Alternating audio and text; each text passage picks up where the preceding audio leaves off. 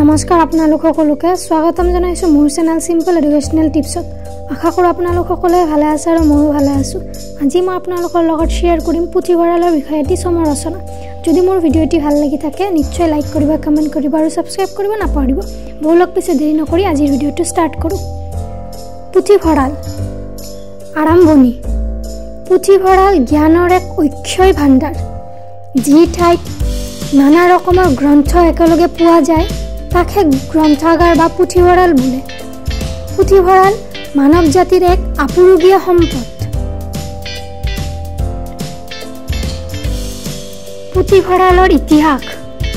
অতি প্ৰাচীন কালৰে পৰাই পুথিভঁৰালৰ প্ৰচলন আছিল।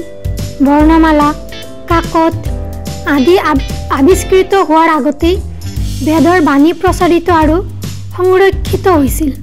বৰ্ণমালা আৱিষ্কাৰৰ পাছত মানুহে ভোজপত্ৰ, তালপাত, সাঁচিপাত, জন্তুৰ ছাল, শিল, তামৰ ফলি আদিত জ্ঞান সম্ভাৰ লিপিবদ্ধ কৰিছিল। দফা চেঞ্জ কৰি তলত লিখিব। অতি প্ৰাচীন কালত ভাৰতবৰ্ষ, মিছৰ আদি প্ৰাচীন উন্নত দেশসমূহৰ নানা ঠাইত ডাঙৰ ডাঙৰ পুথিভঁৰাল আছিল। ভাৰতত থকা বৌদ্ধ বিহাৰবোৰত আৰু নালন্দা বিশ্ববিদ্যালয় আদি শিক্ষাৰ কেন্দ্ৰবোৰত অসংখ্য পুথি গোটাই ৰখা হৈছিল। আকৌ দফা চেঞ্জ কৰি তলত লিখিব। আজিকালি ফ্ৰান্স, জাৰ্মানী, ইংলেণ্ড আদি উন্নত দেশবোৰত ডাঙৰ ডাঙৰ পুথিভঁৰাল স্থাপিত হৈছে। ফ্ৰান্সৰ ৰাজধানী পেৰিছ নগৰত বিব্লিঅথেক নেশ্যনেল নামেৰে যি পুথিভঁৰাল অৱস্থিত, সি পৃথিৱীৰ ভিতৰত আটাইতকৈ ডাঙৰ বুলি জনা যায়। লণ্ডনৰ ব্ৰিটিছ মিউজিয়ামো পৃথিৱী বিখ্যাত।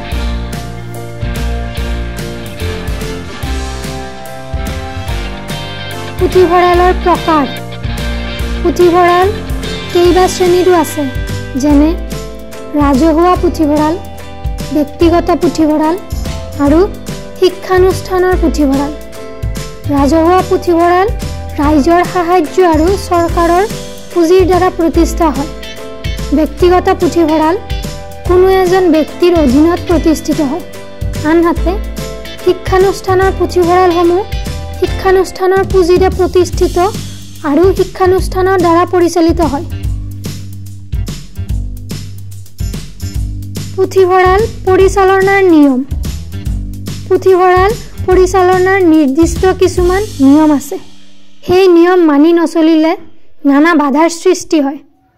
ৰাজহুৱা পুথিভঁৰালত সদস্যসকলে গ্ৰন্থ পঢ়িবলৈ দিয়া হয়।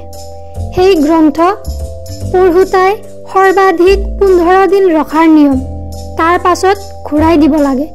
ঠিক সেইদৰে শিক্ষানুষ্ঠানৰো পুথিসমূহ পুথিভঁৰাল পৰিচালকে শিক্ষাৰ্থীক বা পঢ়োতাক নিৰ্দিষ্ট দিনৰ বাবে পঢ়িবলৈ দিয়ে। পুথিভঁৰালসমূহ সুস্থভাৱে পৰিচালনা কৰাটো গ্ৰন্থগাৰিক অথবা পৰিচালকৰ মুখ্য কাম।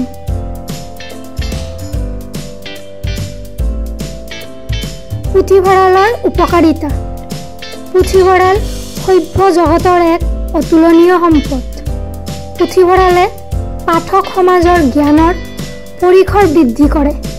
প্ৰত্যেক জ্ঞান পিপাসু লোকে বা পঢ়োতাই নিজৰ ব্যক্তিগত পুঁজিৰে সকলো প্ৰকাৰৰ গ্ৰন্থ, আলোচনী, বাতৰি কাকত আদি ক্ৰয় কৰি পঢ়া সম্ভৱ নহয়।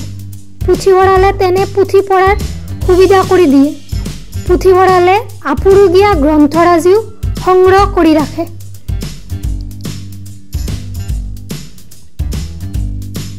সামৰণি। শিক্ষিত সমাজ মাত্ৰেই পুথিভঁৰালৰ উপকাৰিতা সুন্দৰভাৱে জানে। গতিকে সকলো ঠাইতে উপযুক্ত পুথিভঁৰাল স্থাপন কৰি তাত পঢ়াৰ বিশেষ ব্যৱস্থা কৰি দুখীয়া ছাত্ৰ ছাত্ৰী তথা পাঠক সমাজৰ জ্ঞানৰ পৰিধি বৃদ্ধিত সহায় কৰা উচিত।